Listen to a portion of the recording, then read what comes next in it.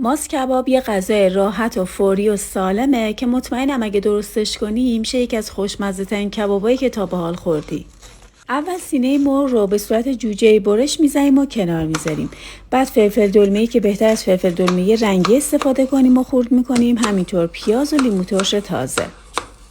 همه اینایی که خورد شدن رو داخل ظرف مناسب میریزیم. بهش ادویه‌ای که توی کپشن نوشتم، 3 قاشق ماست چکیده، آب لیمو ترش تازه و 1 قاشق روغن زیتون اضافه میکنیم و خوب هم میزنیم و 2 ساعت داخل یخچال استراحت میدیم. بعد از 2 ساعت استراحت اونا رو به سیخ چوبی میکشیم و داخل تابه چرب که از قبل گرمش کردیم میچینیم. از مخلوط کره آب شده و زعفرون دم کردم روی جوجه ها رومال میکنیم. این کار خیلی خوش عطر و خوشمزه‌اش میکنه. نیم ساعت زمان نیاز داره تا با حرارت متوسط هر دو طرف کباب کامل بپزه.